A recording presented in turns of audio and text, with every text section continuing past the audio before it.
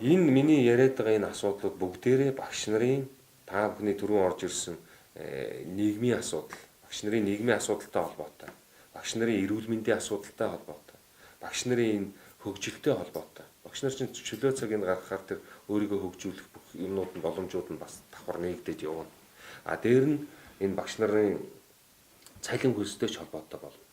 Би ингэж тооцож байгаа. Хэрвээ цагийг багасгаад ингэчих юм бол нөгөө багш нар чинь болгоомжилж байгаа юм нөгөө цалин буурна гэж бодоод байгаа. Цалин бууруулахгүй. Тэгэхээр орон тоог цөөлөхгүй, цалин бууруулахгүй. Тэр багш нараа дахиж дадлагжуулж мэрэгжүүлэх шаардлагатай байна. Дахиад нөгөө хөрвөх чадвартай болох талаар явуулах хэрэгтэй. Тэгээд нэг багш одоо 19 цаг үлээ жишээлбэл ийм байх ёстой мостой тэрийгэ гүйцэхгүй бол цалин малын ингэ 16 цагтаа 17 цагтаа болчихвол доо. Тэгээ цалин хിവэрээ бай. Тэгэхээр нэг цагт ногдох хөдөлмөрийн үнэлэмж чинь бас нэмэгдэх боломж бүрдэн шүү дээ. Тийм ээ?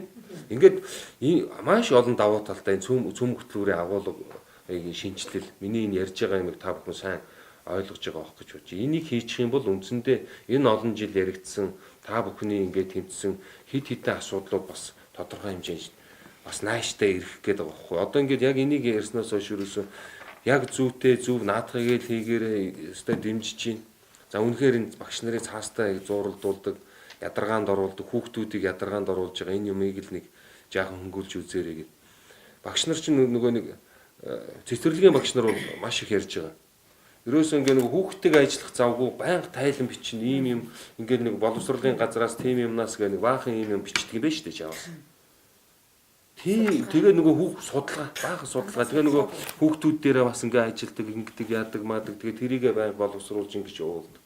Нөгөө хүүхдтэйг ажиллах, хүүхдээ хөгжүүлэх, зааж сургах цаг нь байхгүй тийм ээ.